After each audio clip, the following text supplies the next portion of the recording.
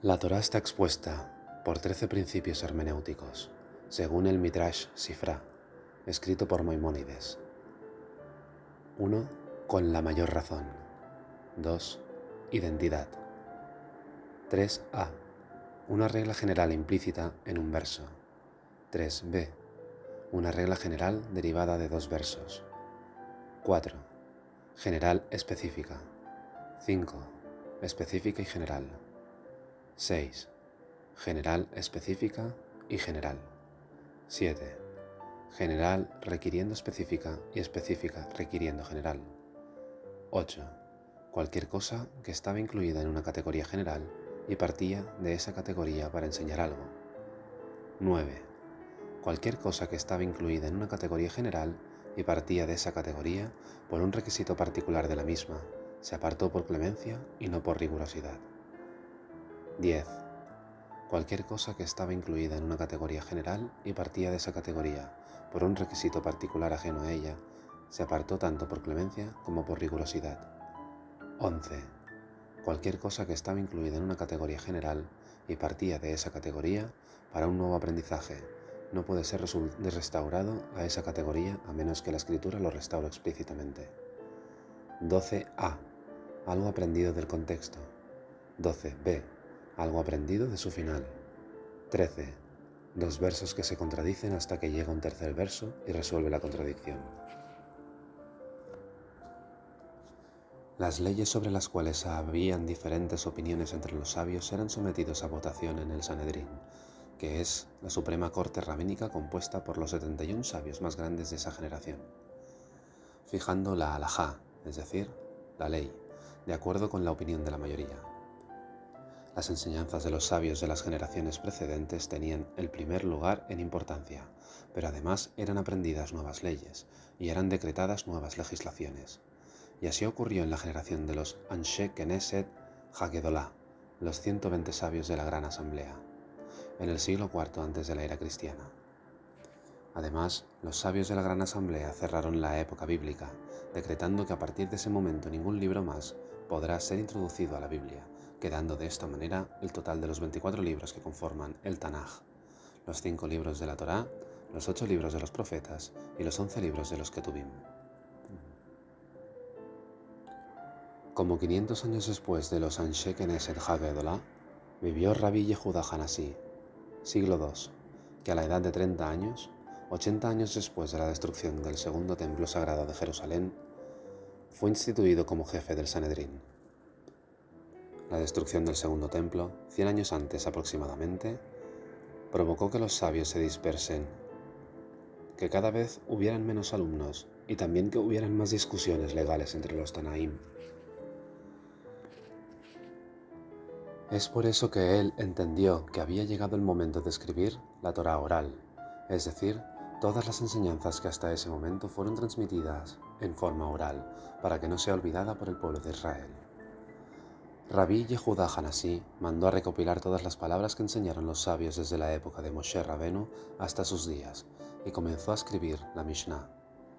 Generalmente, en todas las halajot de la Mishnah aparece el nombre del sabio que enseñó esa halajá, llamado Taná. Y cuando no aparece el nombre de ningún Taná, debemos entender que esa halajá está enseñada de acuerdo a la opinión del Taná Rabbi Meir. La Mishnah está dividida en 60 tratados ordenados en 6 sedarim, temas principales. Cada tratado está subdividido en capítulos y cada capítulo está subdividido en halajot o mishnayot. En general, la Mishnah es una explicación de las 613 mitzvot escritas en la Torá, y en ella están incluidas las leyes que Dios le transmitió en forma oral a Moshe, así como también decretos y leyes de los sabios. Estos son los 6 sedarim que componen la Mishnah. Zeraim, leyes relacionadas con las labores agrícolas, principalmente de la tierra de Israel, las ofrendas y los diezmos de la producción que deben ser ofrecidos, y las leyes de las bendiciones. Moed, leyes relacionadas con los Shevatot y días de fiesta y sus respectivas mitzvot, preceptos. Nashim, leyes relacionadas con las obligaciones matrimoniales. Nezdikin, leyes comerciales y judiciales. Kadashim, leyes relacionadas con los sacrificios ofrecidos en el templo, Taharot, leyes de pureza e impureza ritual. El Talmud. Pero todavía quedaba algo por hacer, por cuanto que la Mishnah fue escrita utilizando un lenguaje corto y muy conciso, y sin explicaciones adicionales a la ley en sí. Muchas veces era muy difícil entender las halajot que Rabbi Yehuda Hanasí quiso introducir en ella, y es por eso que se necesitó escribir un Talmud, que significa estudio, es decir, un libro que devele y explique la profundidad de las palabras de la Mishnah. En el Talmud no solo figuran distintas explicaciones sobre la Mishnah, sino también otras enseñanzas que los sabios posteriores a la época de Rabbi Yehuda Hanasí, llamados Amoraim o Emoraim, fueron aprendiendo.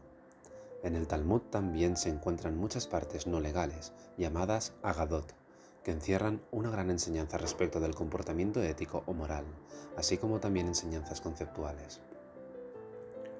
En aquellos tiempos habían dos grandes centros de Torá en el mundo, una en la tierra de Israel y el segundo en Babilonia, y de hecho, dos Talmudim fueron escritos. El de Jerusalén. Este Talmud es conocido también con el nombre de Talmud de Occidente, porque la tierra de Israel está al oeste de Babilonia, o Talmud de la tierra de Israel. Rabbi Yohanan, el hijo de Rabbi Yitzhak Nafja, era uno de los jóvenes alumnos de Rabbi Yehuda Hanasí y comenzó a escribirlo junto con su cuñado, Rabbi Shimon ben Lakish, Resh Lakish. Aunque solo cerca del año 395 se finalizó la obra. El Talmud de Babilonia. Rav Ashi comenzó a escribir el Talmud babilónico al final de sus días, y lo terminaron de escribir cerca del año 500, Marvar Rav Ashi, su hijo, y Rabiná, su alumno. La forma de estudio que utiliza el Talmud es muy particular y está basada en un sorprendente sistema de preguntas y respuestas que hasta hoy en día es reconocido por su asombrosa profundidad y por la agudeza de pensamiento que crea en quien lo estudia. Los sabios del Talmud prácticamente no dejan nada sin preguntar. Cuando ellos consideraron que la Mishnah que se estaba estudiando contradecía o aparentaba contradecir a otra, ellos intentaban entender la diferencia existente entre ellas. Además, muchas veces se utilizan otras fuentes de los sabios, por ejemplo, la Tosefta, agregados a la Mishnah, y la Baraitá, enseñanzas de los Tanaim que no fueron incluidas en la Mishnah. Todas estas fuentes son utilizadas por los Amoraim para complementar las enseñanzas de la Mishnah o bien para contradecirlas y llegar a una conclusión correcta en el estudio. Así como la mayoría del Tanaj, la Mishnah fue escrita en hebreo, fuente del idioma hebreo moderno, pero los Talmudim fueron escritos en arameo, el de Jerusalén en un idioma más puro y el de Babilonia en un idioma más popular.